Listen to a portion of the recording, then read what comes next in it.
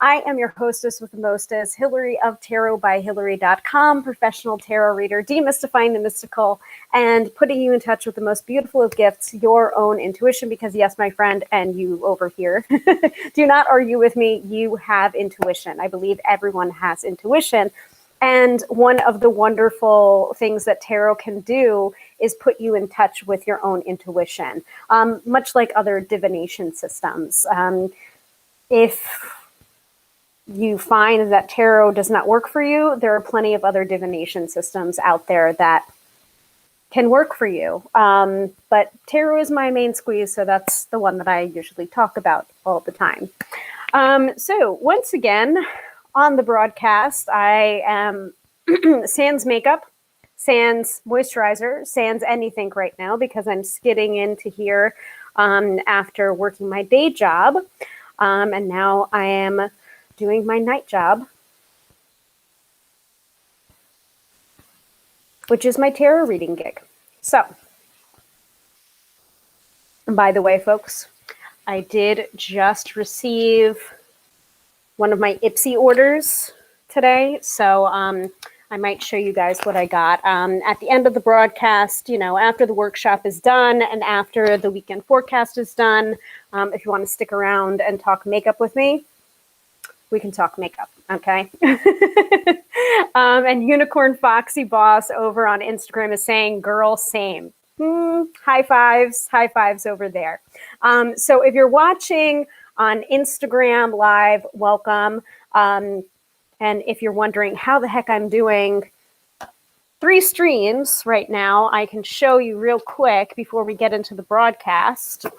I received this, and I am not an influencer by any means. I'm not getting kickback from these people or anything. It's just if I like something, I will recommend it.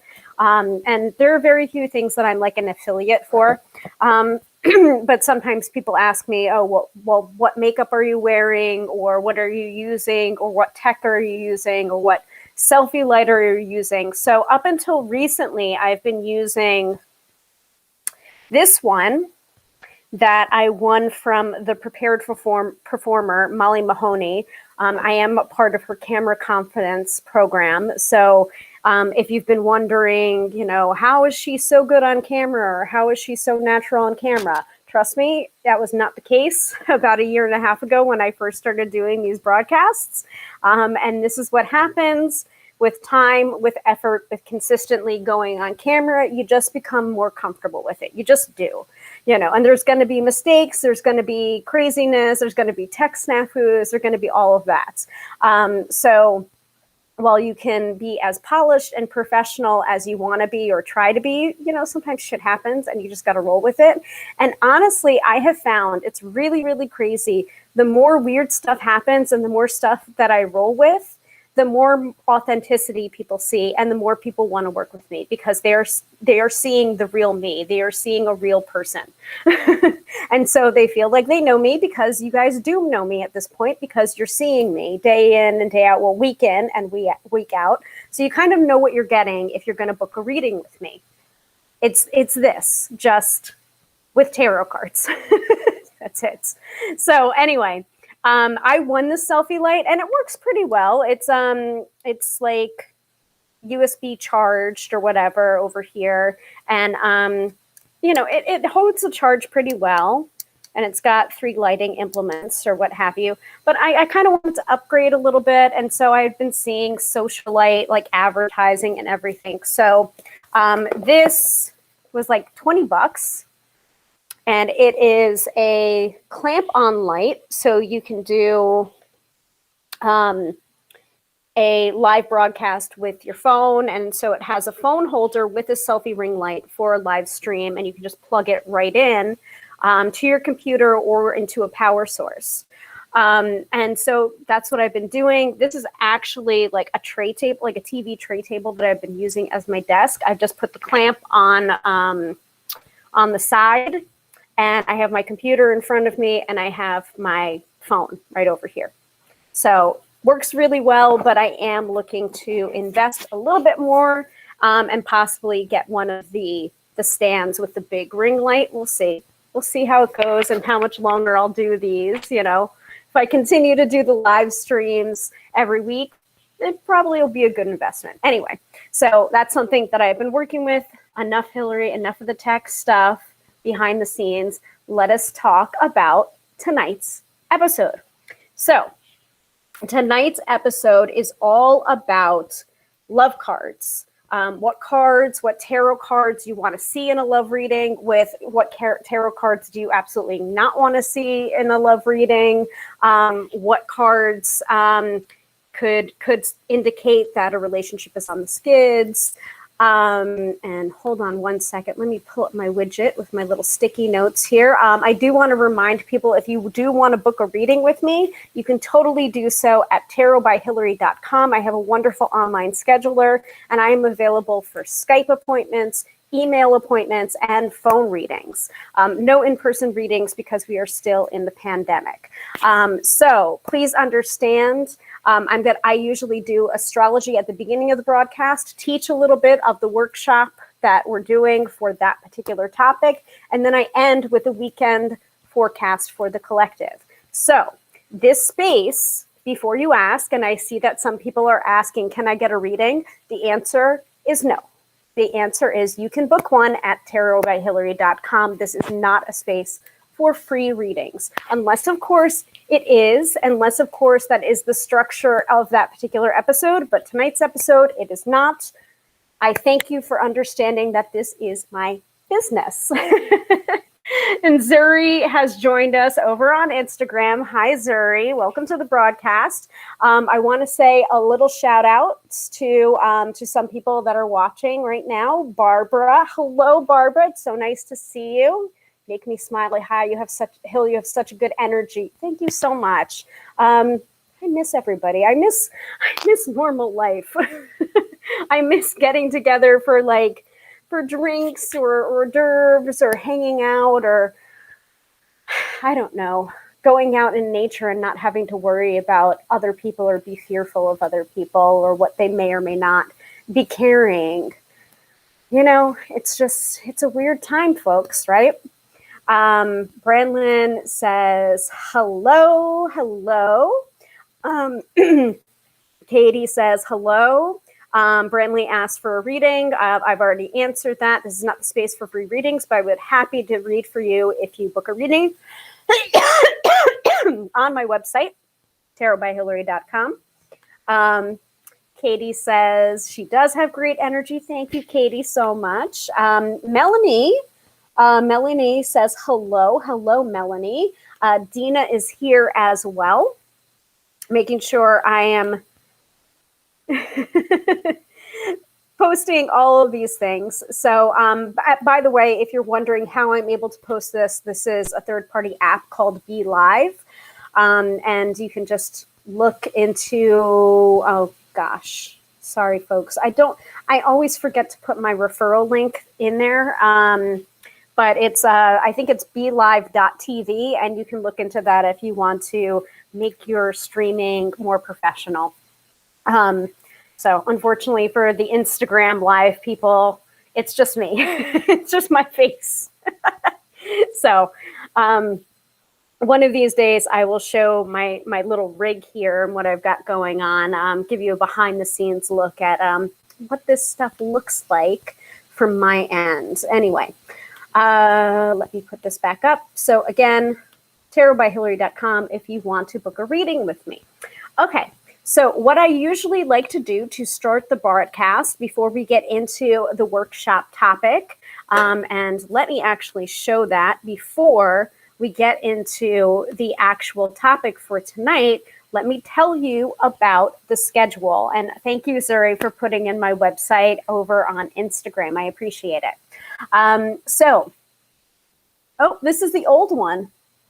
Oopsie. Sorry about that. That was from January. Hold on a second.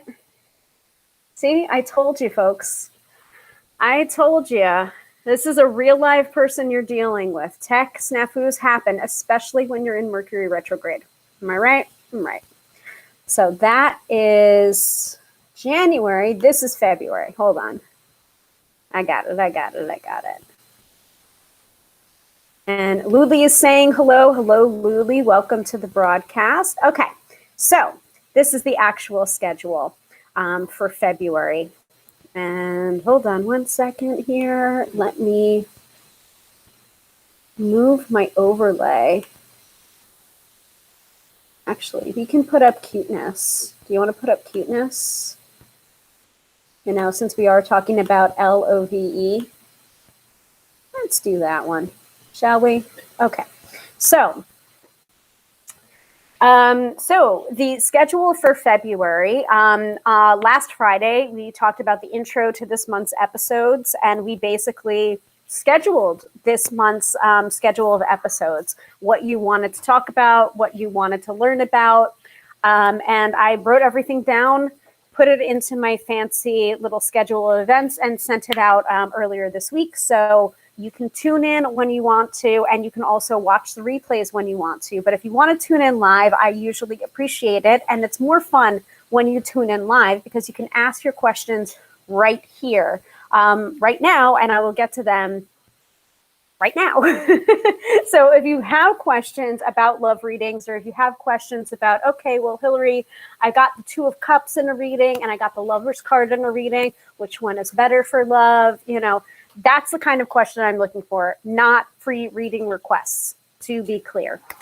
So that is tonight's episode, Good and Bad Tarot Cards for LOVE. Next week's episode, Friday, February 19th, we're going to talk about tarot for self-love and self-care. And then the last episode in February, Friday, February 26th, we are going to be revisiting the Tesseract Oracle and charm readings. So if you are looking for a free reading, wait until the end of the broadcast for your reading for the collective for the weekend forecast, or you want to tune in Friday on the 26th. And I will do probably one charm readings from the Tesseract Oracle. So those kind of free reading episodes are the rarity and the exception to the rule, not the rule. All right? Because there's been a few bad apples that are very demanding, very rude, like, give me a free reading now. And it's just like, no, why would I do that? That's my business. So if you want a reading, you can book one, and I'd be happy to read for you.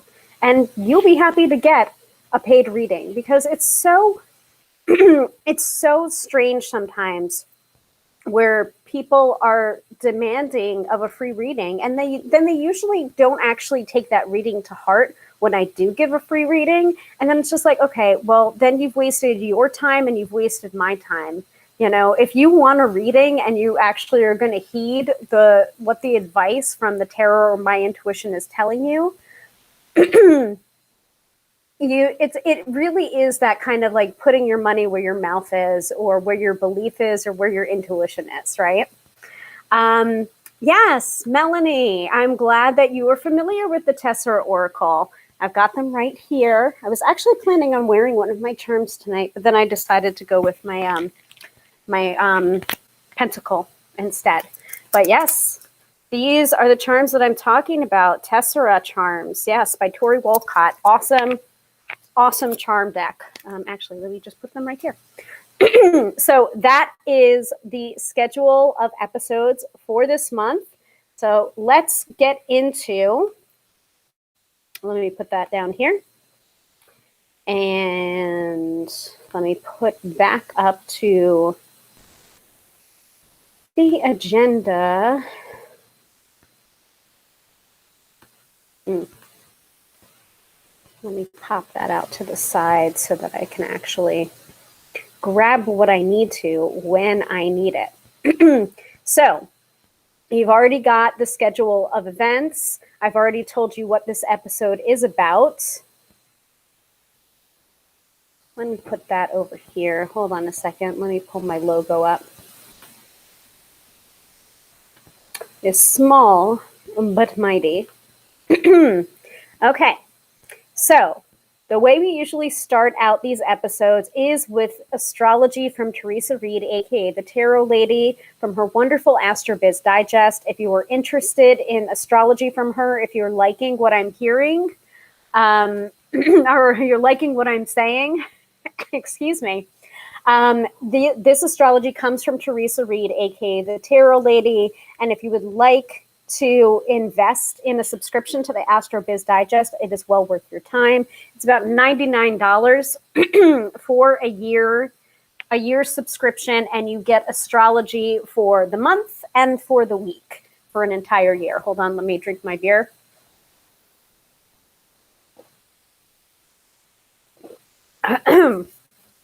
By the way, do you like my cozy for tonight? Which don't kill my vibe. Okay. So, if you would like to get a subscription to the Astro Biz Digest, you can certainly do so at www.thetarotlady.com and look for Astro Biz Digest in her top navigation, I believe. Let me pull that up for you. Tarot Lady. Oh, here's the Astro Biz Digest right there, because I'm always recommending it.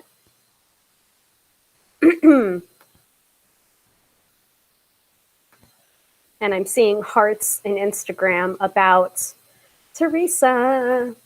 Actually, let me see if I can do this through live sales. So let me add a new list of, let's see. You'll see this on screen in a second.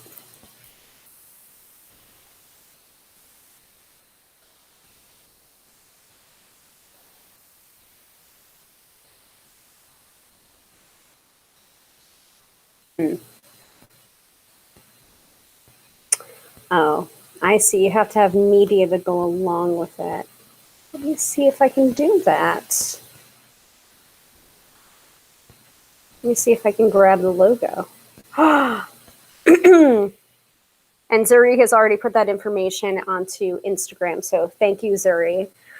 And one of these days, Zuri and I are going to have an interview together on here. So we have to schedule that, Zuri. Just let me know when you want to schedule that. Let's see. Upload media.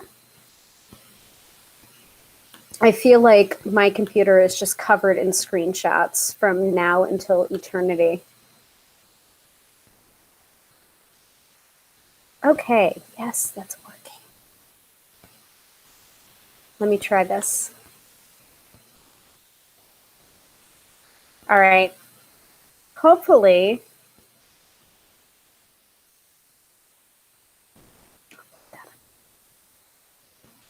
let's see if that actually displays in the chat so that you can go to the link after the episode and check that out. And Jamie's here on Insta Live. Hi, Jamie. Okay. All right. That might take a little bit of time to propagate, if at all. Because I did put a link in there. Anyway, let's see. I'll just put a link in the chat. But anyway. I'll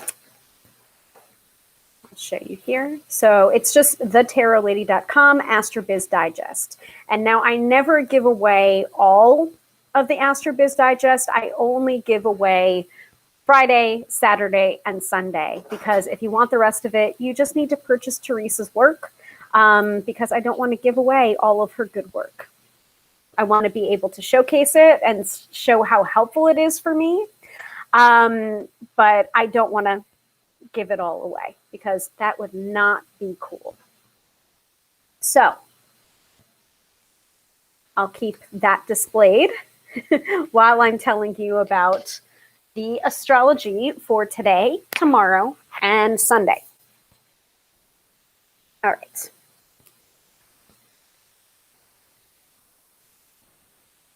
So first of all, I want to remind everybody that Mercury is still retrograde, and how. Mercury retrograde has been really, really bad this time around. I have been in tears more times than I can count, almost daily, with miscommunications, with blindsiding, with like just ridiculous, ridiculous scenarios, and being oftentimes Misunderstood. Badly. Yes, exactly. Jamie's saying on Instagram, Mercury is in Gatorade. Gatorade. Yeah. And just a reminder, folks, so Jamie and Melissa and I have come out with another Card Slingers Coast to Coast episode. It just dropped today, and we talk about the length of readings and how long does it take for a good reading. Well, length is not important. It's always about quality over quantity, okay? And I will refrain from saying anything with sexual innuendo because, you know, the spammers just love me anyway. I don't need to further encourage them, right? But we do have another episode of the podcast that is all about Mercury retrograde, so you may want to listen to that episode as well. It came out a few months ago, but it's really applicable for when you're going through Mercury retrograde, which we are right now. So we're still in Mercury retrograde. Mercury goes direct on February 20th. So let's see. Other than Mercury retrograde, let's talk about what's going on in the stars. So creative juices are flowing when the moon flits into Pisces at 2:23 a.m. Eastern Standard Time. Conjure up new ideas, sketch out classes, come up with unique marketing strategies. Any or all of these activities should be on your agenda today and tomorrow. Business instincts are amplified when the moon sextiles Uranus at 3:30 p.m. Eastern Standard Time. Feeling some type of way about a situation, follow your gut. It's not lying. Power day for Pisces, weekday for Virgo. So that is the astrology for today, Friday, February 12th. With me so far? Let me know in the comments. By the way, folks, if there are people soliciting, DMing, saying, I'll do a relationship reading for you, I'll do a future reading for you, please report them, block them, ban them. I will do so on my end as well, because that is really, really not cool. And the more this happens, the more likely I am to not offer these free workshops to people in the public. So I'm seeing it happening right now, and I'm going to go ahead and do my part to block those people out right now. And I'm really sorry about that, folks. I don't know why people can't act right. I don't know why. So I'm going to continue with the AstroBiz Digest, but I just want people to know that that is not cool by me.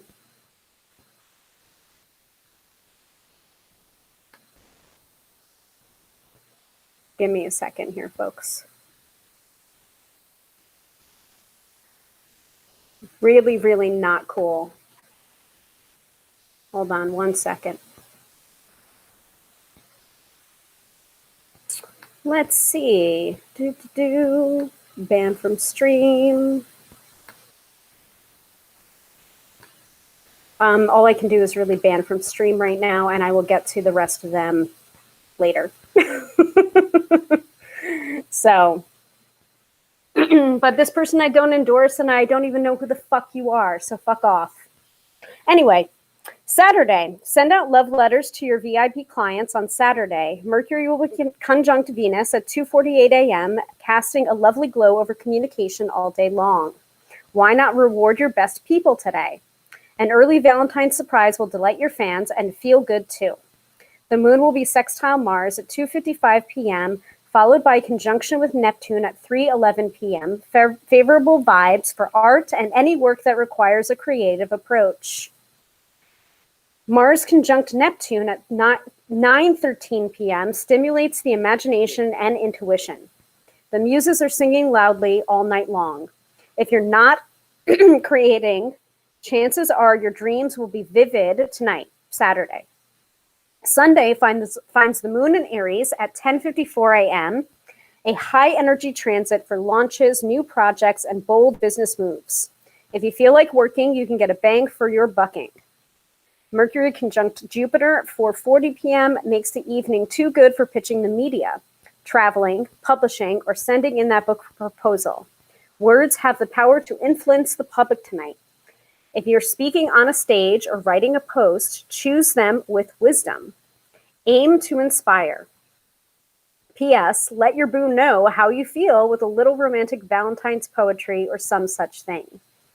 Saturday is a power day for Pisces, weekday for Virgo, and Sunday is a power day for Aries and weekday for Libra. And that is the astrology for this weekend from the AstroBiz Digest by Teresa Reed, aka the Tarot Lady. Go ahead and support her because I do. I love her astrology. Unicorn Foxy Boss had to go on Instagram, but thank you for joining us. And I know I understand you got to head out, but it was nice to see you when you were here. Let me go ahead and hide that. Yeah. Katie is saying Mercury and high caffeine Gatorade with a teary face. I know, right? So ridiculous, really, really unnecessary. And honestly, the more that this happens, the more it's like, this is the reason why we can't have nice things. And I'm just considering doing a Patreon account and just having payment be the gateway to come and get this information from me because, you know, I really don't know what to do about this. You know, like, spammers, you suck. And it doesn't work, you know? Like, imagine if you put in that energy to just market yourself right and not solicit readings on somebody else's live stream, live workshop that they put time and effort and energy into doing consistently every single week. See, and then it works apparently because someone's saying thank you. Please don't, like, I mean, if you're gonna do that, then don't watch this. You know, like, this is not for you, man. It's just like, wow, it's not for you. Then I'm not for you. Then this broadcast ain't for you. Anyway, wow. Mind blown, guys. Mind blown. Anyway, yeah, I think so. I think so, Dina. YouTube does seem better.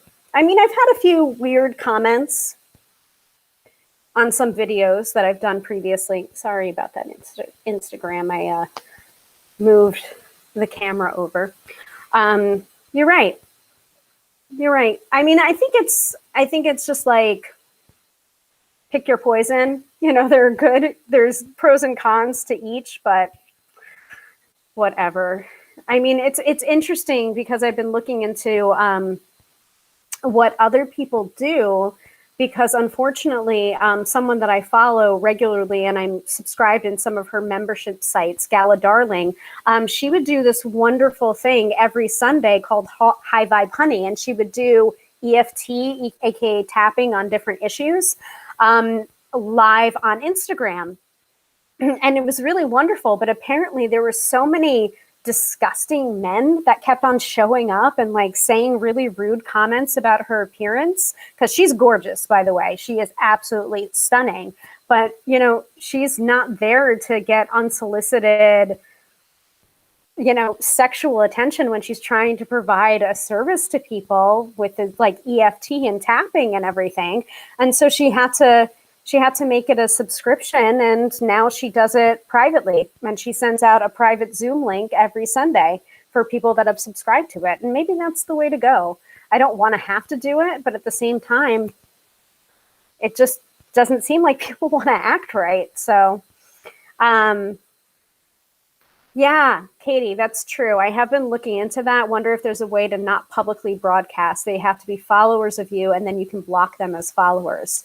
I think that's how Facebook kind of works already, but also not. So I'm looking into that for, like, can you do a live stream for top fans only, or followers only? So I'm really thinking about that, or, you know, just making a Facebook group and then doing separate videos there only under that Facebook group with members that I've approved of. Yes, exactly. So Zuri's on the same vibe as me because she just suggested that on Instagram. Yeah. Or private Facebook group or private YouTube broadcast. Right. Yeah. I mean, I don't know if you can do a private YouTube broadcast that's also live though. It might have to be pre-recorded. So it kind of messes up with the live energy because I do feed off of that. But at the same time, I don't want to have to deal with spammers or people trying to poach potential clients every single time. Right? Yeah, private Facebook group. I'll consider it. I'll consider it. Yeah, and Jamie is saying in Instagram, being a content creator is so hard. I agree. Anyway, you are here. If you're watching, yeah. Aw, Barbara, I watch your videos after you've been live, but it's more fun to listen live. Exactly. Like, I love the fact that I can have the replays and you can repurpose the replays and you can say, oh, I've talked about this already. If you wanted more information about that, this is the episode that I did. So I'm able to, like direct people, especially if they're asking something that is frequently asked, like an FAQ, I can just direct them to a replay. And be like, oh, well, I actually already answered that in a previous video, but so check this out. The link is here, but if you want information that's not covered there, like, just let me know. And Zuri is saying you give the link to people when you go live on YouTube. Oh, okay. That's a thought. I don't know if I'd be able to do the Be Live though. I don't know if I can still do the nice graphics, which, it's nice, but it's not necessary per se. Like I can still teach the workshops without, being able to display people's comments. But I like to do that. So anyway, in short, being a content creator is hard. Being in business for yourself is hard. And these are some of the reasons why. So let us talk about love readings. All right. And this is part of the reason why Zuri's saying, oh, right, use Be Live, forgot about that. Yeah. So this is part of the reason why I wanted to do an episode about love readings, but I also really dreaded doing an episode about love readings because love readings seem to bring out the best in people and the worst in people. Yes, I'm sure you can use Be Live on Facebook private groups. You can, Zuri. I have tried that before, but it requires, because it's a third-party app, it requires other people that are tuning in there to give permission to like show their information. So then people wouldn't really display, like, notice how I'm displaying Barbara, for example, and we can see her profile image. If you don't give permission in the private Facebook group for the third-party app, it would just show up as like unknown user and like a blank gray box or a blank gray circle. So, which is fine, I just don't know who would be commenting. That's all. So Zuri is saying in Instagram, love this topic. So Zuri, I would love your thoughts on love readings and which tarot cards you look out for and which tarot cards you absolutely do not want to see when a client is asking you about love, romance, relationships. So let me grab my tarot deck so we can talk a little bit about some of these cards. I usually will display cards using the Be Live app, but I might as well just grab for my cards right here. So first off, I want to talk a little bit about what other people think of when they think of love cards. What would a card of love in the tarot be? How would you know what card is about love? Because sometimes you'll do a reading for someone and it is about love. It is about relationships, or I want to know how he feels about me, or I want to know where this relationship is going, or I want to know if I should stick it out for another 3 months, 6 months, a year. And so first of all, I want to say you got to be careful about how you phrase questions about love. And you don't want it to be a question of if I should stay with him, or or should I stay with this person? Yes or no? Because tarot doesn't like yes or no questions most of the time. It really does want to answer. Hold on one second here. Let me move my widget over so you can see the hearts. It doesn't like yes or no questions. It more wants to cover the what questions, the how questions, the questions of motivation, really, and what the intention is. Because I've had so many readings, and I've also experienced intuiting what a partner or romantic partner is going to do, and then have them not do that. So to me, sometimes it is very much about the intention, the motivation, and not necessarily what someone will or will not do or say. I have a really big example of this on my website, on my blog. You can find it right there, tarotbyhilary.com, where I talk about expecting a proposal that never came. And that was a very, very hard lesson for me to learn, because all signs were pointing to it up until the moment, and then the moment passed and there was no proposal. Now, I'm no longer with that person, and I learned a lot of lessons from that particular person, and I was proposed to by my now husband, and I am married, and I'm very happy. But there is that sense of, tarot at best can be only about 80% to 85% accurate, not because your reader is shit, but because there is such thing as free will.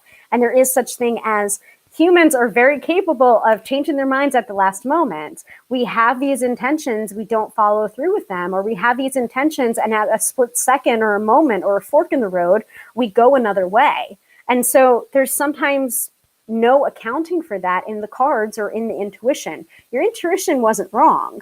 Your intuition was intuiting the intention and the motivation underneath, but not necessarily what that person would or will not do. Does that make sense to everyone? Let me know. So Zuri is saying on Instagram, Two of Cups, Ace of Cups, the Star, Ace of Wands, Lovers are good cards, good love cards.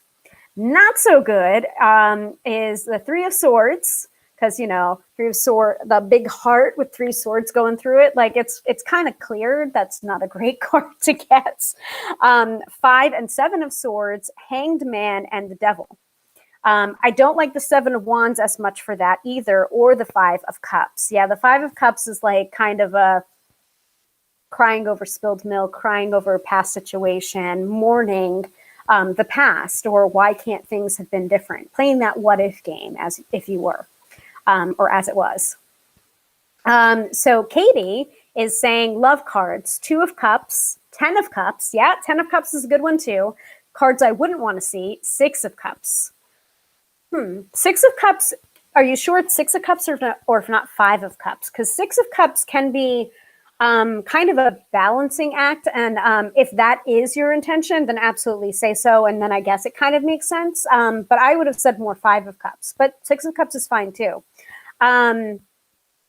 Yes. Yes. Oh no, 5 of Cups is what I want, is not what I want to see. Exactly. Yeah. Even though, you bring up 6 of Cups, and sometimes that in a relationship reading can be very much about tit for tat, given if I give something, I expect to get something, that two-way street kind of thing, but kind of like there's an imbalance there, which is not what you want to see. Barbara says yes. I'm not sure as to which yes you're referring to, but maybe possibly about free will and intuiting intention rather than what people will do or say. Katie says Lover's card can be a problem if you have a choice to make between 2 lovers or too many choices. Yes, exactly. Now for choices, I do like to see the Lover's card, because I usually see the Lover's card as more of a fork in the road rather than a sexy card, or rather than a love card. And I do talk about this on my blog as well, about the Two of Cups being greater than the Lover's card. I really want to see that Two of Cups. Two of Cups to me is more of an equal, like we're on the same page. We have a meeting of the mind. We have a meeting of the heart. We have a connection here. We see eye to eye, and we're on the same page on multiple levels. That's why I want to see the Two of Cups. The Lover's card, while it can be fun, and while it can sometimes indicate Mr. Right Now rather than Mr. Right, so that can be fun too. There can be passion there. Usually it doesn't denote long-lasting relationships or love.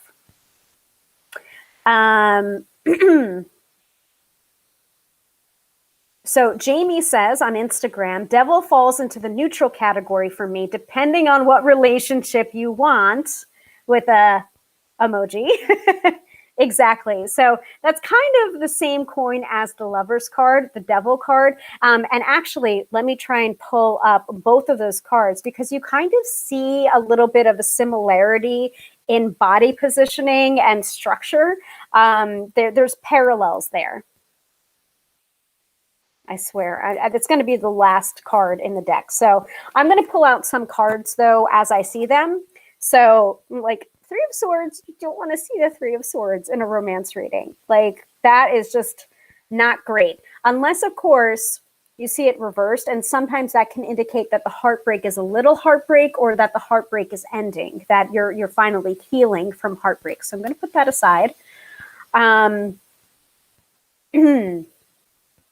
Dina is saying Six of Cups, love from past. Yes, sometimes that card can be nostalgia. Sometimes that card can be someone coming back from the past or reconnection.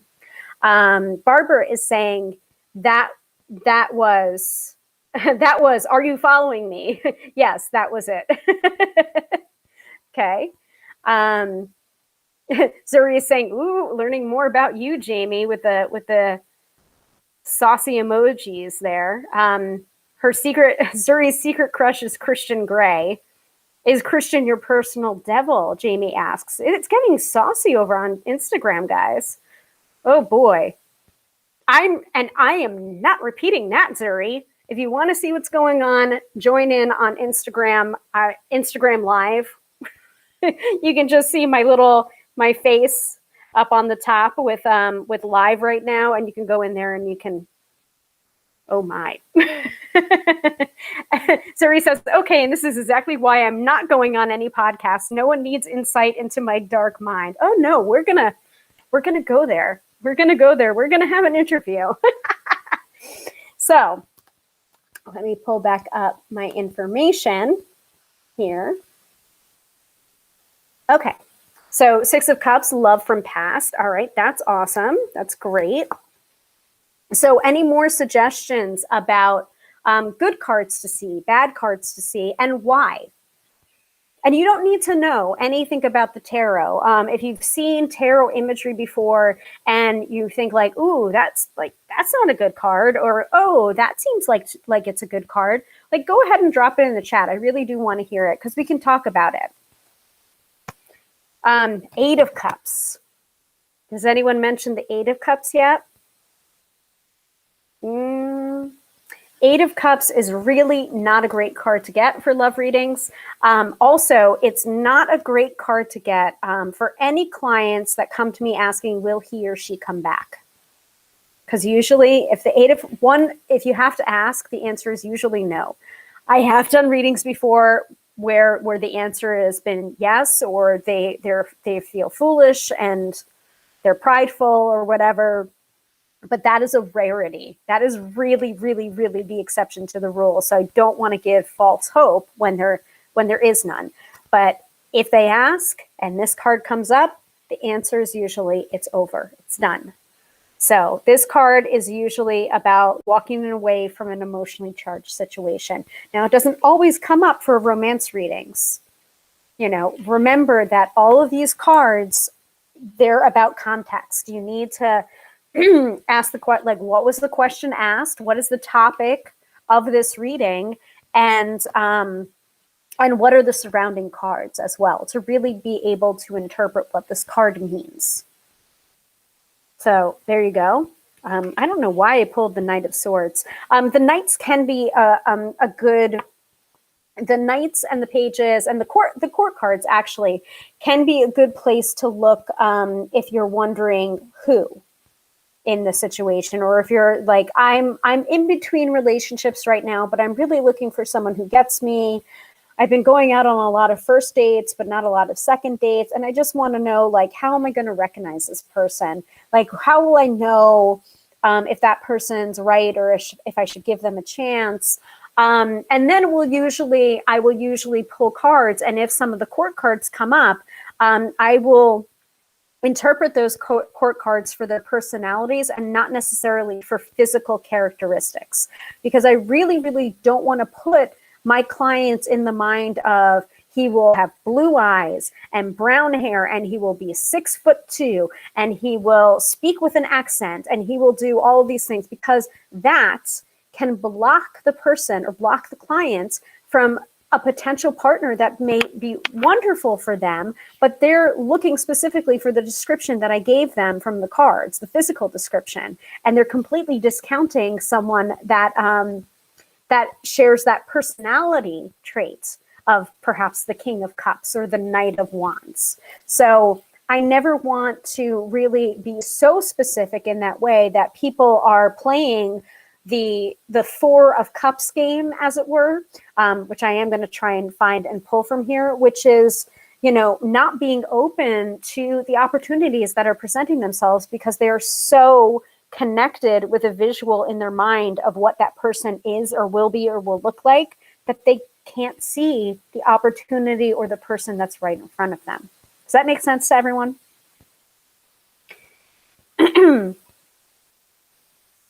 So I see Andrea's joined us over on Instagram. Hi, Andrea. Nice of you to join us. Zuri says, interestingly enough, over the years, I never saw the Knight of Wands as the commitment type, or it takes them years to commit. Yes, wonder how others see that Knight. I have also felt similarly about the Knight of Wands. Very brash, very, not, should I say commitment phobic? Yeah, kind of, I would say. They just don't want to be tied down. And eventually they mature through it. And then they shift from being represented as that court card to another court card, perhaps the King of Wands, perhaps the King of Pentacles. And they just change, you know. We all are evolving and changing every single day. So Katie is saying the 10 of Wands could suggest that the relationship will be too much work. Ooh, good suggestion. Good. Well spotted. Yes, that night can be fun. Knight of Wands can be fun. Jamie says, for me, they come on too strong and tend to push away. Yeah, that is a good interpretation too, Jamie. Katie is saying 7 of Swords could be saying that there is a secretive situation, like maybe a wife when you were the girlfriends. Yes. 7 of Swords can indicate that, or being more clever than you actually are, or that person is more clever than they actually are.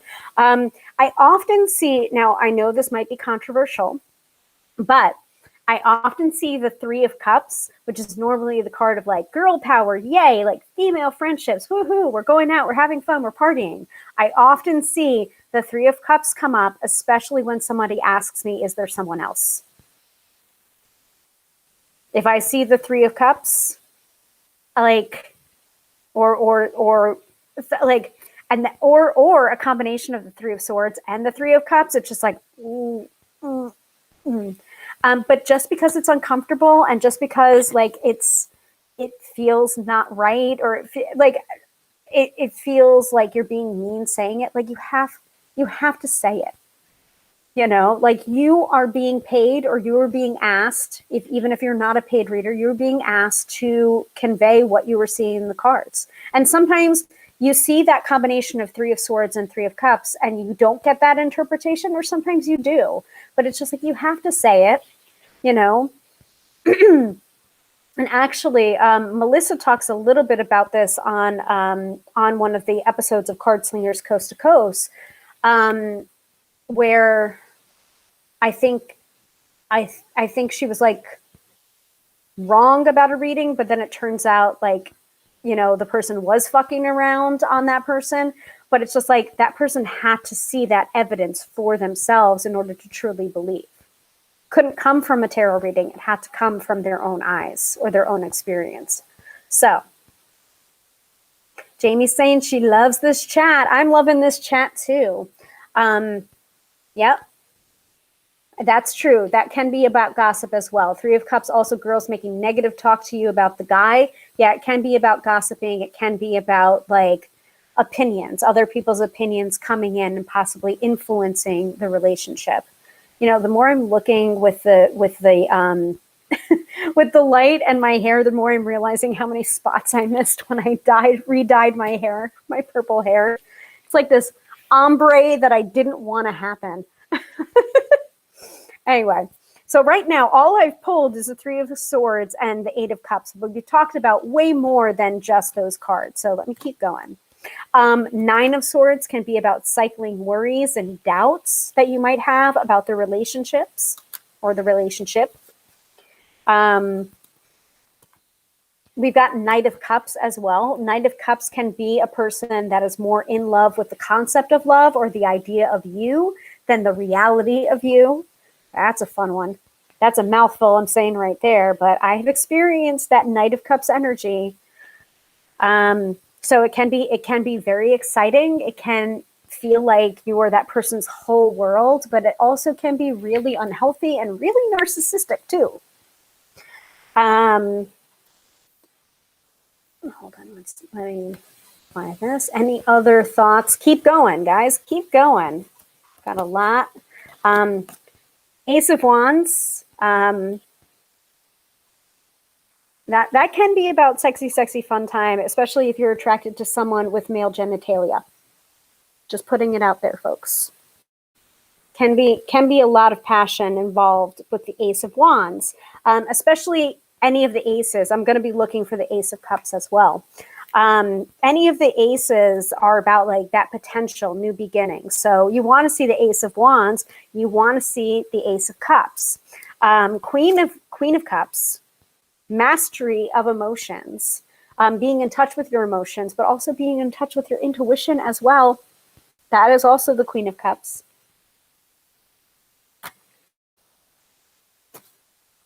High Priestess, making sure that your heart is matching up with what your intuition is telling you about that person.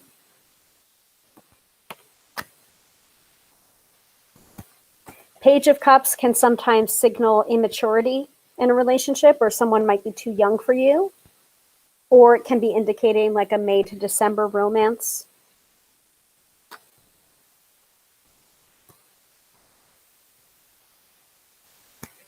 King of Cups can be really good to see too.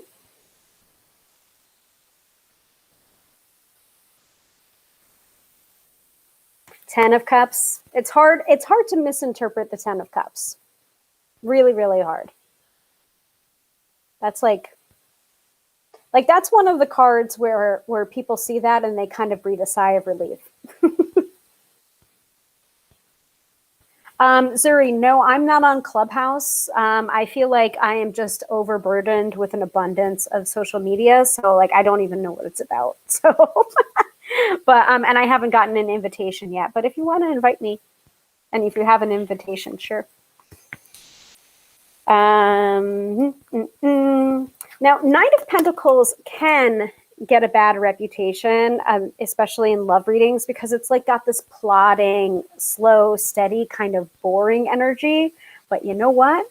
Sometimes you want boring. Sometimes you just don't need the drama. That is the Knight of Pentacles.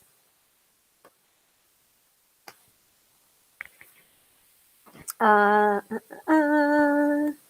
Katie is saying, aces can give you an idea of how the relationship might start. Like swords might mean you are a meeting of minds before you get together. Wands, all fire in the bedroom. Yeah, yes. Hold on, I've got the wands right here again. Pentacles might mean you will meet at work. Also, quick thought on tarot combinations. Every single time I have seen the Ace of Pentacles and the Empress combined, it usually reminds me that like you got to be really careful if you don't want to get pregnant. I've seen it enough times where I now have this weird tarot shorthand in that combination. I see Empress, I see Ace of Pentacles, and people are asking me about the relationship and everything, and I'm just like, that pentacle in the Ace of Pentacles turns into an embryo or an egg, right like that. And I'm just like, you want to be really, really careful. Like, are you on birth control? Watch out. Are you taking antibiotics? What's going on here? You know? So just be very, very careful, cautious when you see Empress and Ace of Pentacles. Now, that combination might not work for you if you are a tarot reader, but like if you are a tarot reader and you've seen those kind of combinations before and it gives you like this one little like download, you know what I'm talking about. Has anyone else experienced that? Just let me know that I'm not crazy. Hi, how I see it is. Hello, nice to see you. By the way, I would love feedback if, especially for the Instagrammers over here, are you liking that I'm doing the episodes on here as well? Is this like working for you? Just let me know. Gosh, the hour's gone fast. I didn't even realize it was 7:30 already. And if you're wondering, like, okay, can any tarot card be a good card for love or a bad card for love? The answer is yes. This is my sneaky way of saying, like, it is about context. Any card can be both good and bad. It is all about context, and it is about the question or the topic that you're asking about.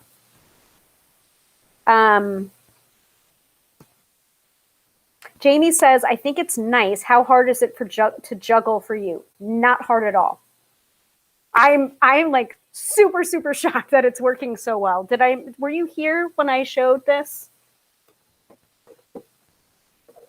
This is what I got for $20 from Social Light. Get it? So this is just clamped to my TV tray. I've got my computer over here, and I've got the phone clamped in there. Super, super easy. I am loving it. I am loving the setup.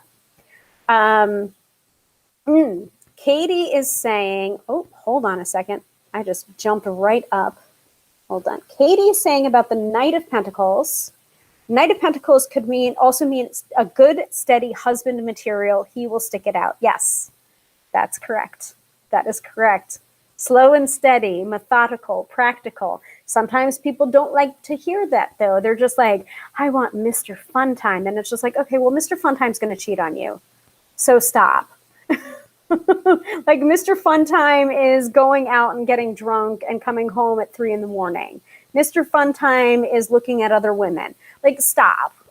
You want the dependable. Like if you're at that point in your life where you're just like thrilled with the intrigue, then fine, go ahead. Go with Fast Time Charlie, all right? But if you're looking for a long-term commitment and a relationship, Knight of Pentacles ain't nothing to sneeze at. Katie is also saying, I got Ace of Wands with the Empress, and yes, definitely was a pregnancy. All right, I'm not crazy, at least not about that. Thank you. Thank you for the verification. Nice ring light, Jamie is saying. Yes, I am loving it. And it has different settings. Hold on a second. I've got a little adjustment here. Hold on.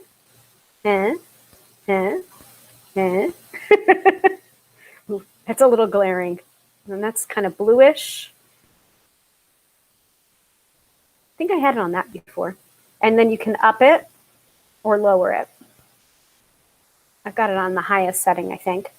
And Zuri is dying over here. What did I just say? Fast Time Charlie?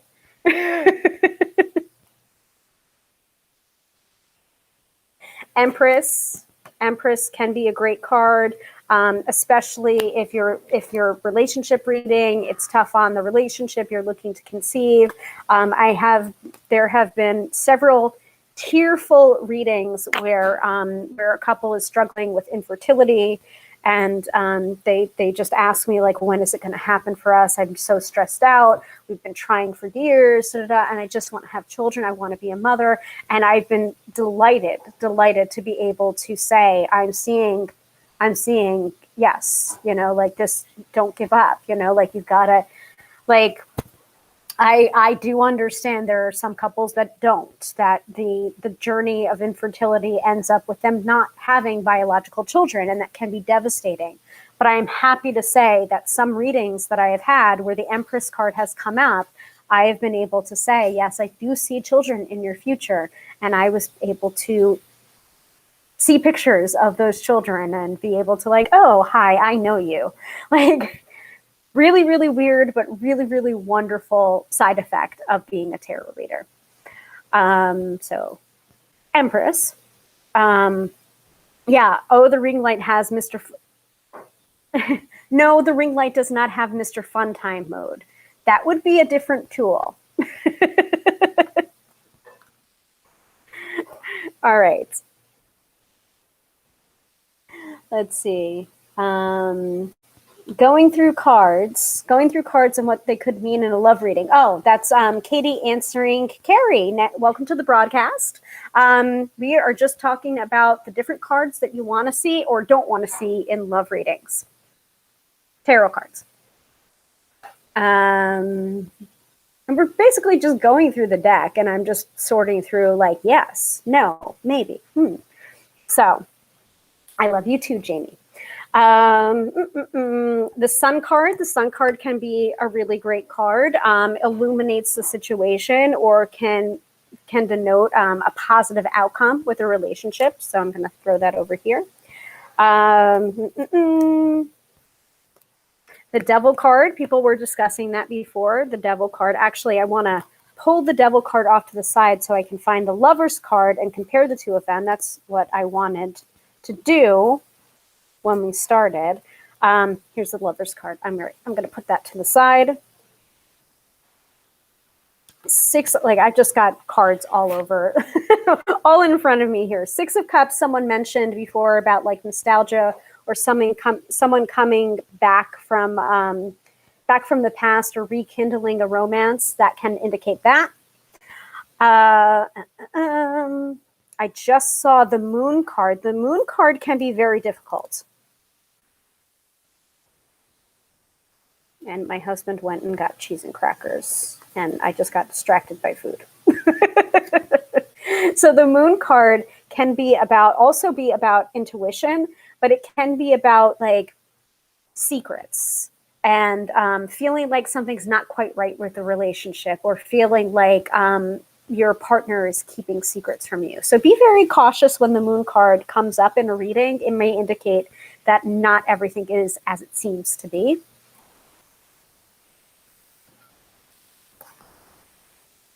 Five of Cups is not a very good card to get in a romance reading, because it usually means that someone's either hung up on their ex or carrying a lot of emotional baggage, or you're mourning a past relationship, or you're mourning the past in general. Jamie says Friday night snacks.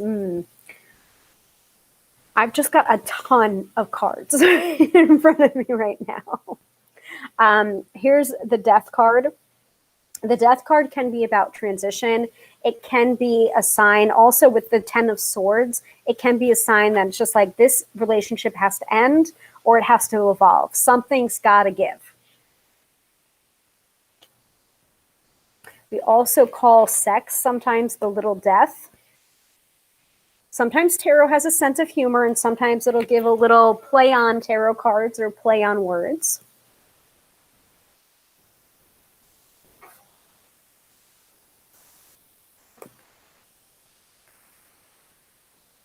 There's the Ace of Cups. Ace of Cups is a beautiful card to get, especially about new love, new romance, new potential. Here's what I was talking about before, about the Four of Cups.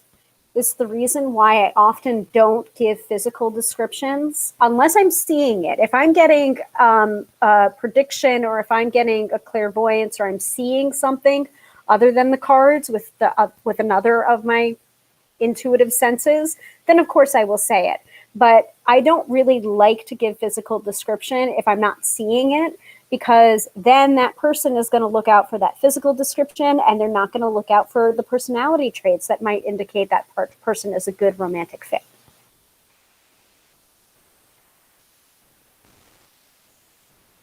Okay. And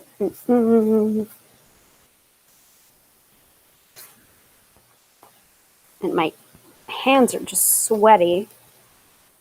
Someone said something about not wanting to see the hanged man in a relationship reading. I can't remember if it was Zuri or somebody else. Can you explain a little bit as to why you don't want to see the hanged man in a relationship reading? I do have my own thoughts, but let me know. I'll put him to the side.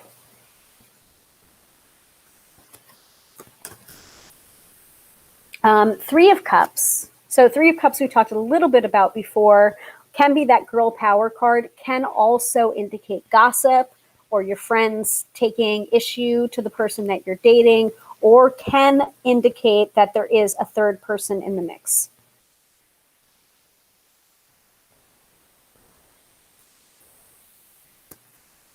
I'm going to set down some of these cards over here. Two of Cups, my jam. I do see Dina's comment in the chat. I'll display that in a second. Right now, I can't even get to my mouse because it's just covered in cards. So Two of Cups is really the card that I want to see, the main card that I want to see about the potential of love, or whether or not this person is my right fit for right now. I really don't like the terminology of soulmates. Or twin flames. Like, don't ask me about a twin flame connection, because twin flame connections, soulmates connection, and often excuses really reprehensible behavior. And it's just like, oh, well, he's my soulmate. He's my this, he's my that. And it's just like, no. Like, that doesn't excuse physical abuse. It doesn't excuse verbal abuse. Like, your soulmate, like, stop. You can have more than one soulmate in a lifetime, and sometimes your soulmate or your twin flame can be a lesson to not be with that person. Trust me, I speak from experience.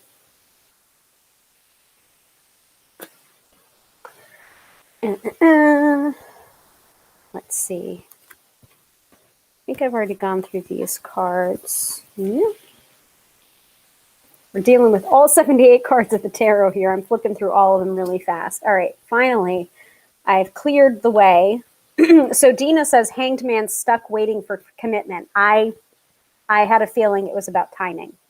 Zuri says, although for me the hanged man can indicate perhaps a change of heart of things were stuck or not moving forward, with other cards to support it, I don't like the being in waiting mode when looking. Yes. And Jamie says, yes, totally agree with you, Hilary, on soulmates. Yeah.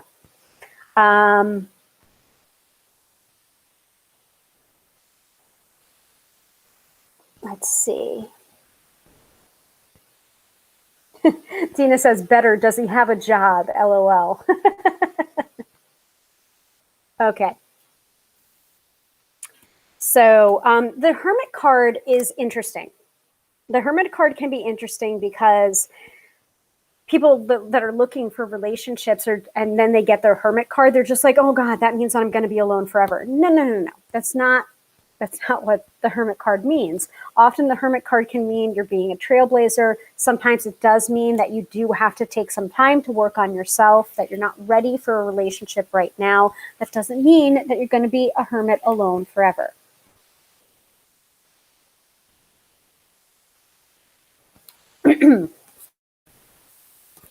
Tower card. Tower card is really not good to see in almost any reading, let alone a relationship reading. It usually means shit fucks up, the shit hits the wall. You've based your relationship on something to not be true or to not be stable.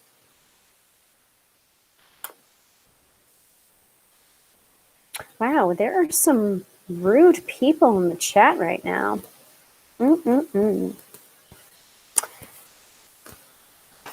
Seven of Cups can mean multiple partners or multiple options for relationships. being spoiled for choice, perhaps, or just a lot of dating.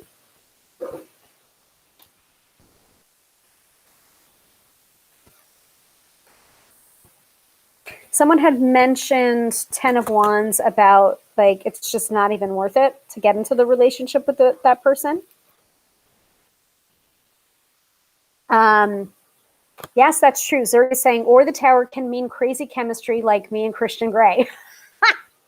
True. It can be a revelation as well with the lightning struck Tower. Jamie says, of course, I'm asexual, so my views on tarot about relationships is a bit different. Yes, that's true. And Jenna has joined us in Instagram. Hi, Jenna. Jenna Matlin, Queen of Wands Tarot. Famous tarot reader. Hi, Jenna. Nice to see you. Let's see. The Star card can be about emotional healing, especially after a breakup, learning how to love yourself again before getting into another relationship.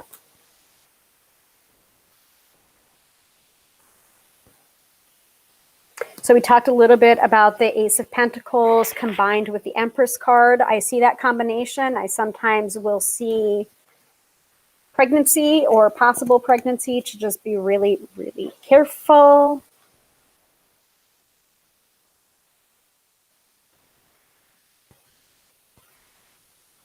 All right. Four of Wands. Four of Wands can be about weddings, gatherings, relationships, celebration. It often looks like a wedding chuppah to me.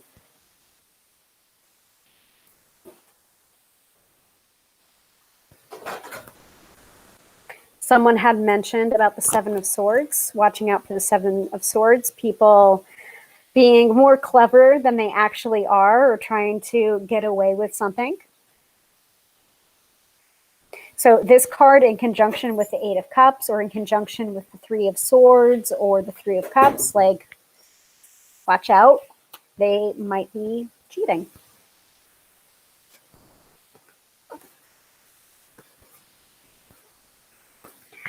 Okay, I think we've gone through almost all the cards of the tarot and looked at which cards to look for in a good relationship reading and which cards you don't want to see in a romance reading. Does anyone have any questions about this before we move on to the weekend forecast? And I am just picking up the cards. It's like 78 card pickup over here.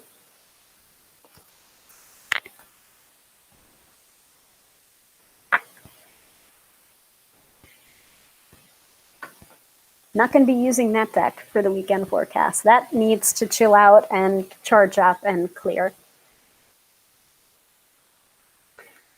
So Carrie is asking, I know you explained tower already, but yes.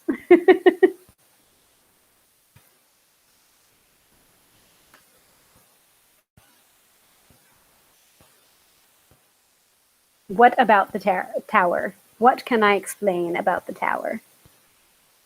And let me see if I can pull it up on screen now that I've put away my deck.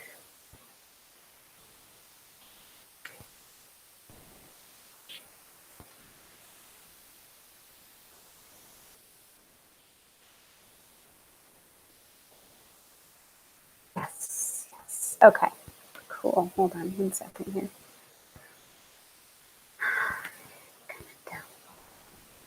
All right.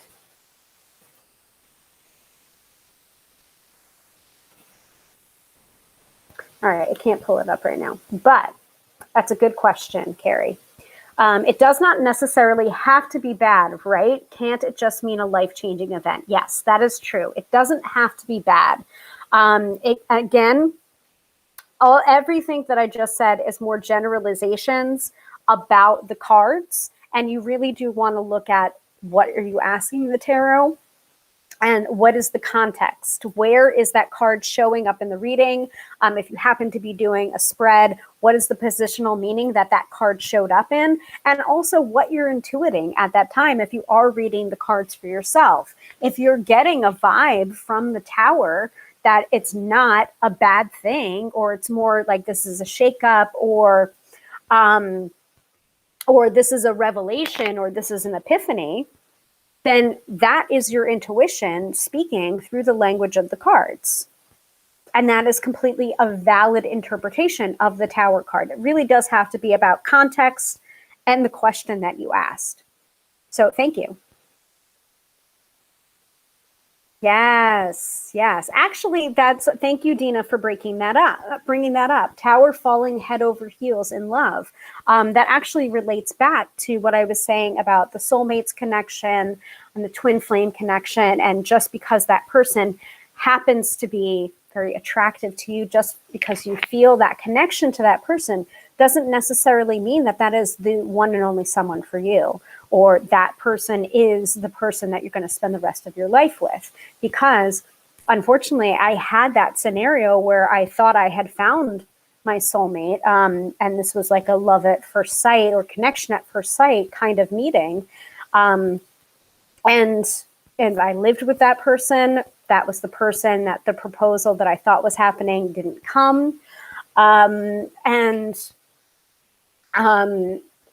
finally ended that relationship, and it was off and on for quite a while.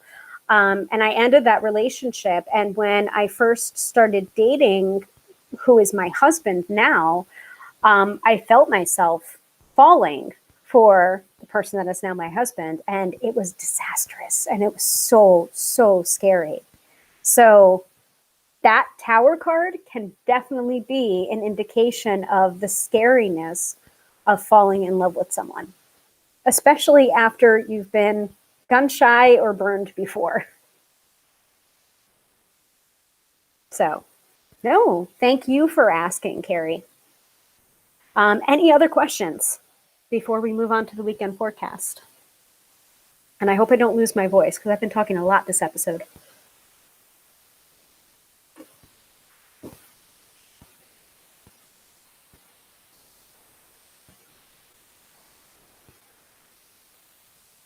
No.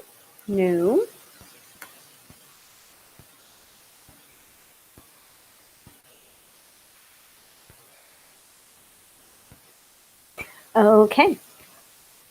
Well, let me see here. Let me look at my agenda.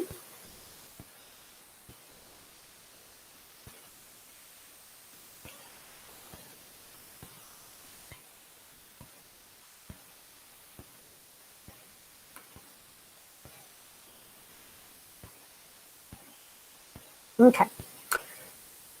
All right. No questions? No questions from over here? No questions from over here? No? Okay. So I just want to remind everybody that we do this every Friday night at 6:30 p.m. Eastern Standard Time on a different topic, based on the schedule of topics or episodes that I do every single month. So let me make sure that I show the right one here. Yes, we have here, this is the schedule for the month of February, so I will reiterate. So last week, we did the intro to this month's episodes. This week, we've just finished it, talking about good and bad tarot cards for love. Next week, Friday, 6:30 p.m. Eastern Standard Time, we are going to be talking about tarot for self-love and self-care. How can you use tarot, which is usually a system for divination, and turn it into a system for seeking out self-love and self-care when you're feeling a little bit down in the dumps, a little bit under the weather, or need recharging, or, need that daily care. I mean, part of my self-care regimen every day is pulling a tarot card for the day, every single day, and seeing what that energy is going to be like each day. So in that way, tarot for divination can be tarot for self-care or self-love. So we'll talk about that next week, Friday, 6:30 p.m. Eastern Standard Time. And then the final Friday of February, we are going to be revisiting the Tessera Oracle and charm readings. So for those of you that was asking for a free reading, you want to come and tune back into that episode Friday, February 26th, or you want to stick around right now for the weekend forecast for the collective. So let me do that right now.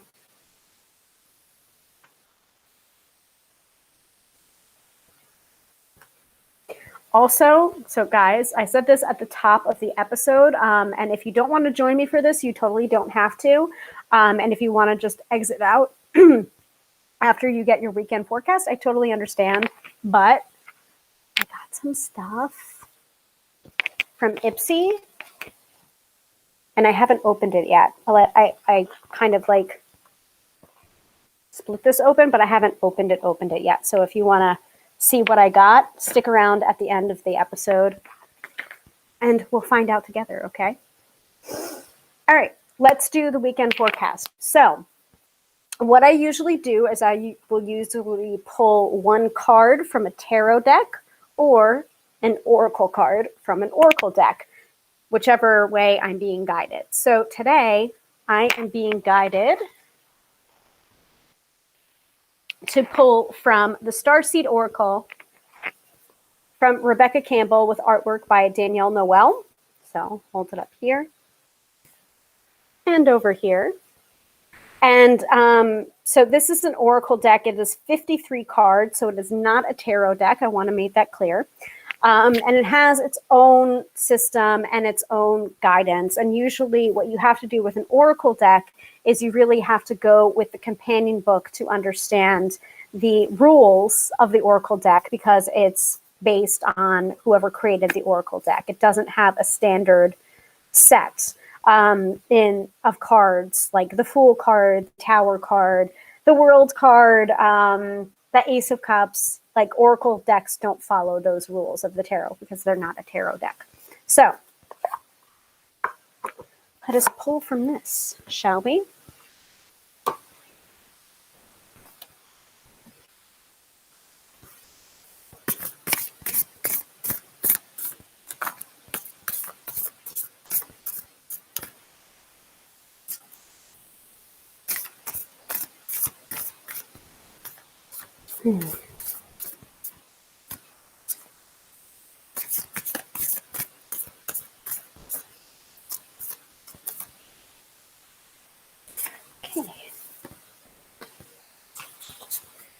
So we are being guided by the Starseed Oracle at this time to slow down. This is the Earth Pulsing card. Pulse of the Mother, slow down, time in nature.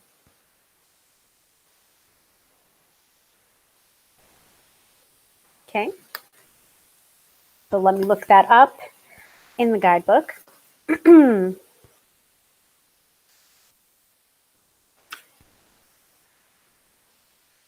So, Earth pulsing. A mysterious pulse is woven through all of life.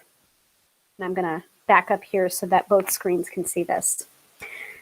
The planet itself has a rhythm. You can see it in the seasons and the tides. In our world of artificial lighting, long working hours, and modern conveniences, it's easy for us to feel stuck and off kilter.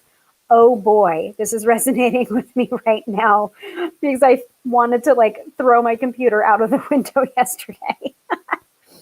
It's time to reconnect with nature and surrender to the pulse of the earth. Earth pulsing is my favorite tool for surrendering to the rhythmic pulse of the mother and the entire universe. Download an earth pulsing meditation at www.starseedoracle.me. Today, many of us are disconnected from the land beneath us. Somewhere along the way, a severing happened. A moment where it became too painful to stay connected. We feel unsupported and as if we don't belong. We look to other people and the external worlds to fill the void of the connection, holding and belonging once given to us by the earth. Taking, clutching, conquering, longing for others to receive us fully as the mother once did. Forgetting that she's still there, waiting for us to remember and activate the part of us that longs to receive her embrace. When you consciously connect with the earth, a veil is lifted and she opens up and receives you more fully. You're able to drink from her sweet waters and release what no longer serves you. Stagnant energy falls away and you become connected to all things on the planet. So this is an activation card. So you would place this card on the portal of your heart or your heart chakra, and you would whisper the following: I surrender to the pulse of the mother. May my heart beat in unison with her. So, folks, This is a call to get still. This is a call to meditate this weekend. This is a call to get back into nature. I know in my part of the world, we have more snow on the way and more snowstorms. But before that, try and get out to nature, hug a few trees, feel the ground beneath your feet, and get reconnected, because we are not meant to look at screens all the time, all day long. That is my advice to you. That is the weekend forecast for this weekend. I hope you have a wonderful weekend and a wonderful Valentine's Day on Sunday, and a great President's Day too on Monday. So that is it. Thank you all for watching so much. That's the weekend forecast. If y'all want to stick around and look at what I got in my Ipsy, please feel free and join me. If not, depart in good faith. And thank you very much for watching. And I will see you next time, 6:30 p.m. Eastern Standard Time, right here next Friday, for talking about tarot for self-love and self-care. Thank you for watching. And Ipsy people, stick around so we can talk about makeup, okay? All right. And Katie says, thank you. You're welcome. You're welcome. You're welcome. Y'all want to stick around for Ipsy over on Insta? You want to stick around here? That's fine. I'm going to take down all of this branding stuff for tarot, because we're not talking about tarot anymore. We're talking about makeup. So let me take down the logo, because I know people wanted to talk to me about makeup. I'm going to switch out the, oh, I didn't mean to do that. Katie's saying, Ipsy. And Jamie's saying yes for stuff. Okay. Okay, I don't even know what I ordered at this point. I don't even think it's my regular, like, Ipsy glam bag, whatever it is. All right. Let me copy this out.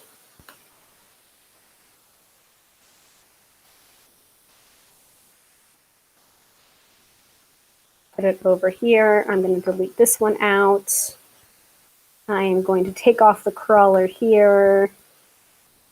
Okay, Ipsy. I'm going to leave that up because that's that's appropriate. Let's see what's in here, okay? Actually, let me put away my cards real quick.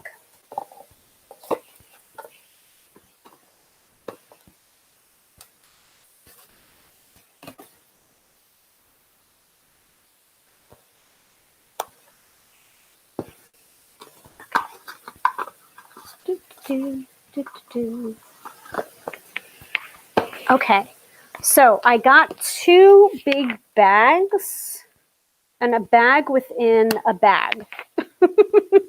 So first of all, what I want to say is, again, I will tout this, the Social Light, if you guys want to buy that. It was $20. I'm probably going to look into like the fancier version that's got the stand-up thing, so I can like take that, move that around, do the do-si-do.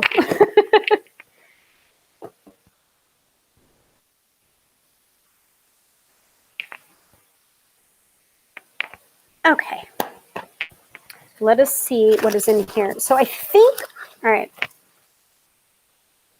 got it?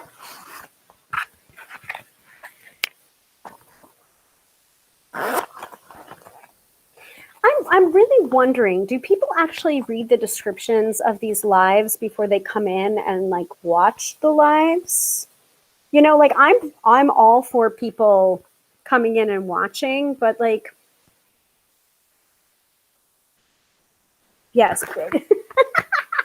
Jamie's saying it's a bagception. Yeah, it's a tiny bag within a bag.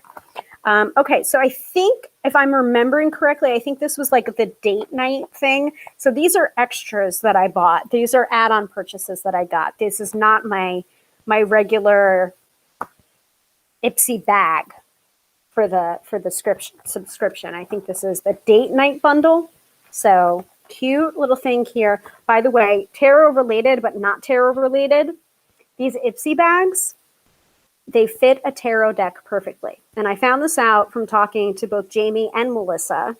Like, for example, my one from October, which was my first Ipsy bag that I got, was this one. And this is holding my Scorpio Sea tarot deck at the moment. So this is also a perfect size. In case I don't want to put makeup in it, I'll put my tarot in it. Okay. So let's see. Ooh, baked highlight powder.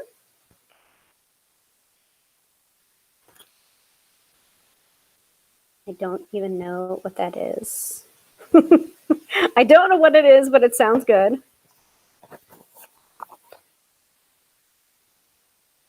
Eyeshadow, Champagne Life, eyeshadow by Colored Rain. I don't know, the package looks cool.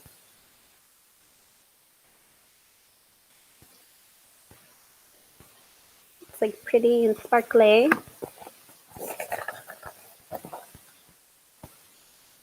Ooh, okay.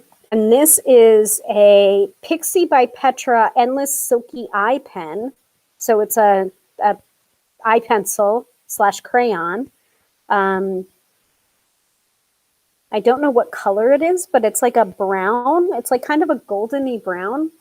I don't know. What do the makeup artists do? Is it that?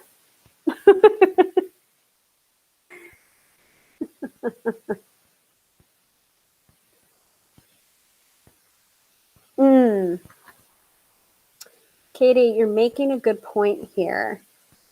I was thinking that maybe you should put at the front of the title something like lesson or something obviously not readings or yeah. I don't know. I don't know.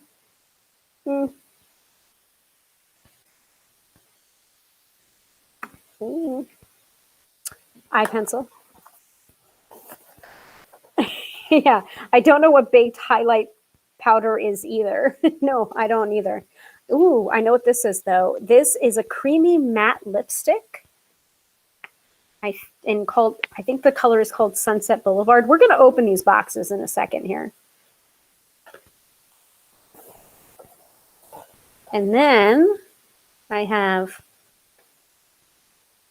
Duce Freematic Blush, but that's tiny.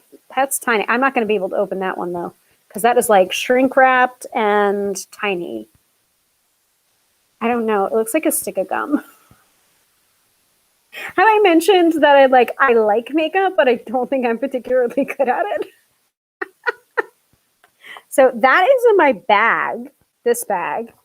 All right, I'm going to I'll just put the bag over here and we'll check out the next bag.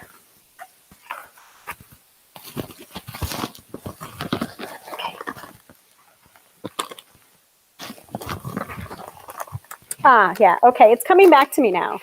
Because I'm like, was I in a coma or in amnesia? Because I don't remember ordering this stuff, but now I'm remembering ordering this stuff. So I got a couple of face masks because, you know, that's all the rage right now with the pandemic going on. Reusable cotton face masks. Super cute. I don't know how many face masks I have at this point. It's a lot, but I'm trying to match them to my outfits, even though I don't go anywhere. Like I rarely go outside, but now maybe this is encouragement with the weekend forecast that I should just not fear and go out in nature and put on one of these darn cute masks and just go and be in nature. And then I got Plump Your Pucker lip gloss from The Balm Cosmetics. And I think it's 2 different colors. Yeah. Let me see. I'll open up so they tied a knot in these little baggies that they send the cosmetics in, and it's super annoying. But I undid it. I did it. Yeah, I don't know where the presumption of free readings keeps on coming from. Jamie asked, pandemic ordering, and yay, face masks. Yeah, kind of. I've been like buying my feelings lately. Instead of eating my feelings, I've been buying makeup. So this one's called hashtag, yeah, it's like Plump Your Pucker lip gloss, hashtag women empowerment. So there's that one. And there's this one. I'm going to try these out first. And then we're really going to be finished with the broadcast. And if you guys want me to do one of the, ooh, that's a pretty color. Oh, super distracted. If you guys want me to do like a separate episode on like the makeup I'm wearing or like the magnetic eyelashes or, you know, the technology with the light and everything, just let me know and I'll do a separate episode. Ooh, that's a nice color. I like the other one better though. Yeah, Jamie says, I've also been buying my feelings and sometimes eating them too. So this one, look at that, super sparkly. I can't even show how sparkly and pretty it is. I'm trying to angle. Clearly, I don't have the hang of this selfie light quite yet, but can you see the sparkle?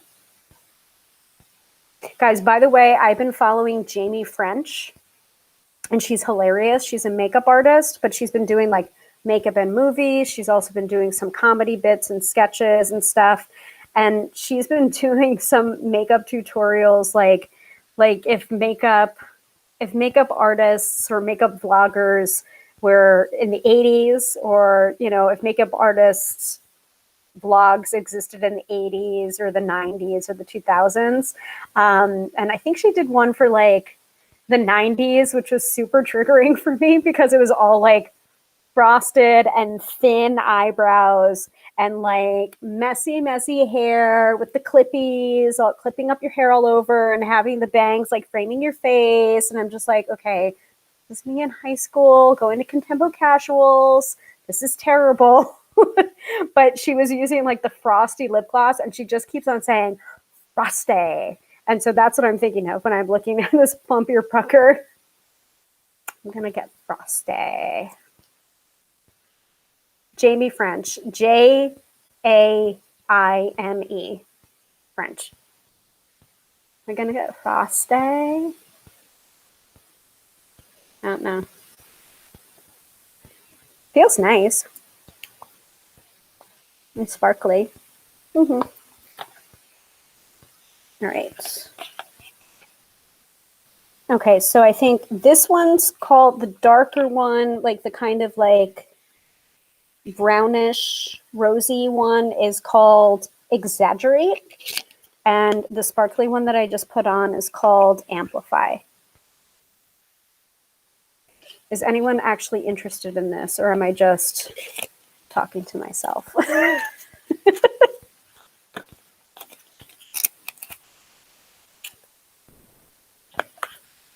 Those are super cute.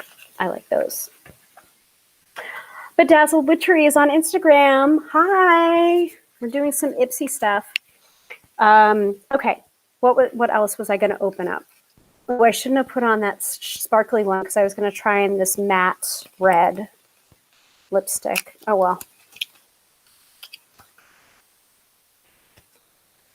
Ooh. Ooh, that's nice and light. Sunset Boulevard. Okay, look at the top of this. Isn't that cool? Oh, is that really? Well, okay. So Katie says frosted lip glosses are back because people want to have fuller looking lips. Okay, that makes sense. That makes sense. Okay. Sparkly wins the day. Ooh. There we go. Like, I'm getting the hang of it. I feel like a weather person. Like, you know how they have like the weather map behind them, but if they point this way, it's actually the other way. And so it's like, it's difficult. Anyway, that's a really nice lipstick. And it's very lightweight too. Like it's like not hefty. Like sometimes you take out a lipstick and you feel like you can like gouge a person's eye out with how heavy it is. This is not heavy. Is it sad that that's where my mind went first? Okay, there's that. I already showed this before. I'm not going to take it out of like the shrink wrapping. This, I don't even know what this blush is. I'll have to do this at another time. I am interested in this baked highlight powder. So let me open up the box for this. Oh, it's super cute. Okay, it's called Do Me. I can't make this shit up. Can't make it up. And I'm afraid to open this because I'm just going to end up getting like sparkle everywhere. It's nice though. Oh, I should have gotten like napkins or something. Oh well, I'm going to make a mess.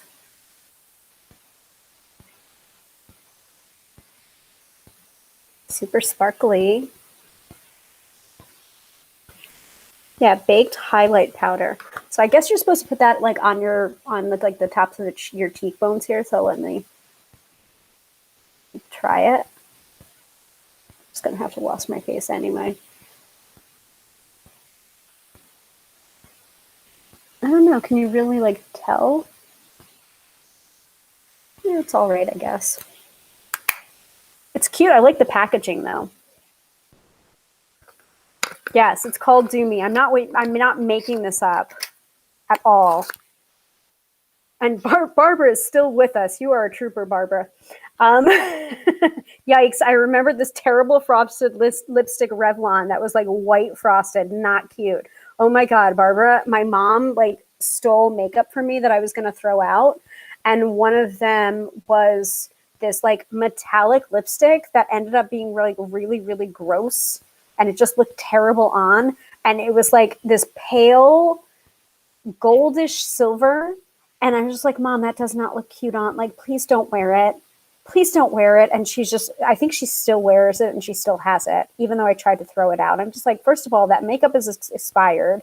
You know, like, don't. And second of all, it doesn't look cute on you. And she just keeps wearing it. So, do you like that highlighter? Highlighter is good. All right. I don't know how to use it, but sure. Let's do me.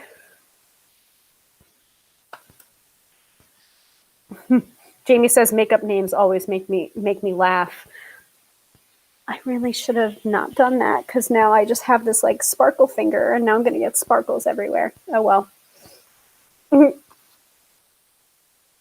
Oh yeah. Well, I don't. Not near wrinkles though. Frosty on wrinkles is very unkind. Well, fortunately, I mean, I guess I do have some wrinkles. Like I have some wrinkling around my eyes a little bit and around my mouth, but like I've always had these lines like around my mouth and I've always had these like dark circles under my eyes like since I was 13.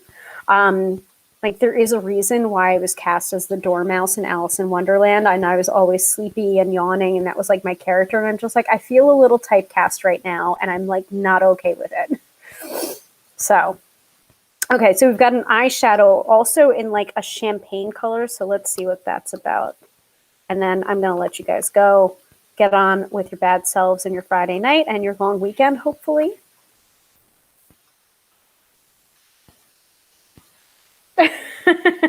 Jamie said, new show name for you. Chat helps Hilary do a makeup look. I don't want to. I don't want to. It would just be a disaster.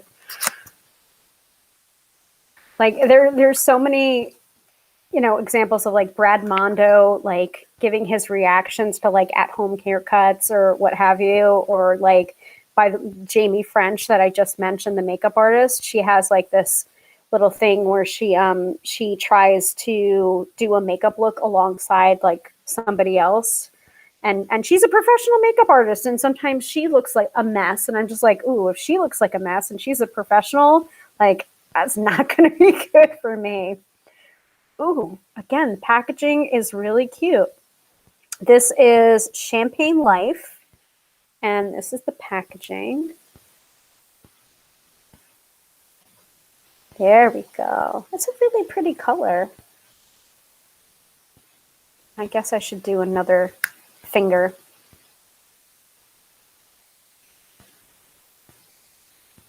Ooh, that's actually really pretty for eyeshadow.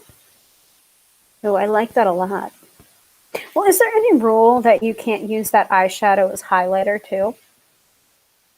Don't answer that.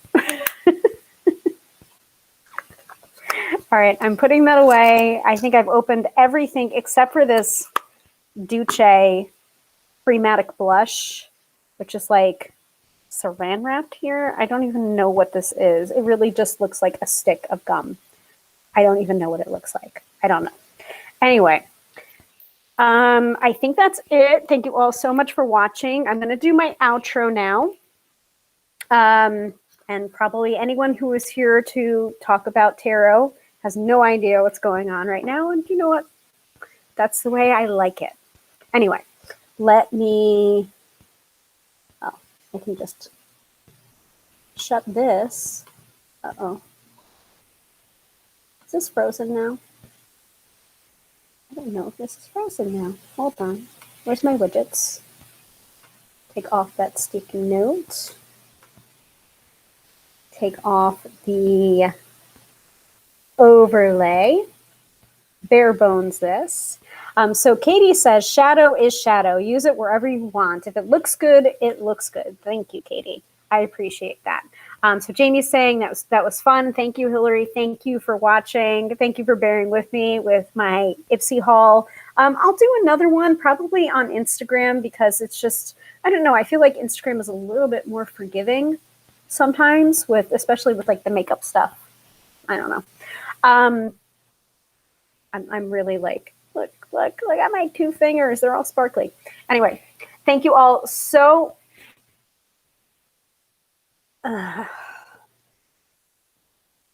Someone chatted me from your feed. I'm sure they did. Please ignore them. I will go ahead and I will ban them. Give me, take a screenshot and send it through DM, Barbara, please. That would be very helpful so I can report these spammers. Thank you. The fun life of a professional tarot reader.